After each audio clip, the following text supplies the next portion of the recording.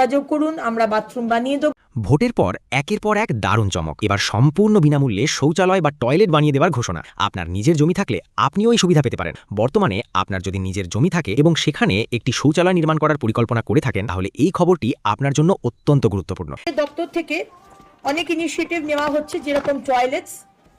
আমি আপনাদের মাধ্যমে এটা জানাতে চাই যে যারা যারা আরবান এরিয়াতে যারা টয়লেটস, বাড়িতে টয়লেটস নেই, টয়লেটস বানাতে চান, নিজের জমি আছে, অবশ্যই আপনারা ফর্ম আমাদের কর্পোরেশনে আছে, ফর্ম ফিল আপ করে বা এমএলএ অফিসে, আপনাদের যারা যারা এমএলএ আছেন ইনক্লুডিং মি, এমএলএ অফিসে গিয়ে সেই আপনার বাড়িতে জমি আছে, আপনার নিজের জমি, বাথরুম বানাতে চান, আপনারা ফর্ম ফিল আপ করে সেটা যোগাযোগ করুন, আমরা বাথরুম বানিয়ে দেবো।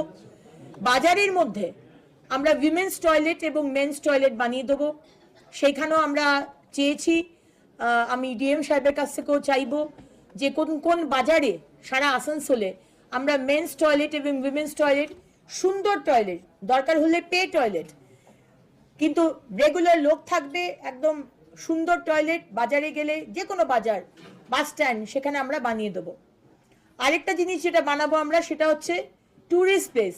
যদি কোনো ট্যুরিস্ট প্লেস হয়, যেরকম ঘাগরবুড়ি মন্দির, কল্যাণেশ্বরী মন্দির, লামায়াস পার্ক, এই সব জায়গাতে state of the art toilet আমরা বানিয়ে দেবো। শুধু এরকম টয়লেট নয়, পাবলিক টয়লেট নয়, সুন্দর টয়লেট, যেখানে বাচ্চা, মা হয়তো বাচ্চাকে নিয়ে গেছে, সেখানে বাচ্চাকে যে শুয়ে ডায়াপার চেঞ্জ করে, মানে অনেক রকম ফেসিলিটি থাকবে, সেই রকম আমরা স্টেট অফ দি আর্ট আমরা টয়লেট বানিয়ে দেবো এই ট্যুরিস্ট। তাহলে শুনতে পেলেন মন্ত্রী অগ্নিমিত্রা পাল কি বললেন। তিনি পরিষ্কার জানিয়ে দিয়েছেন, আপনার নামে যদি জমি জায়গা থাকে এবং আপনি সেই জমিতে একটি শৌচালয় নির্মাণ করতে চান, তাহলে এই প্রকল্পের জন্য আবেদন করতে পারবেন। তবে একটি গুরুত্বপূর্ণ বিষয় হলো, এই সুবিধাটি মূলত আরবান অর্থাৎ শহর এলাকার বাসিন্দাদের জন্য বলে জানানো হয়েছে।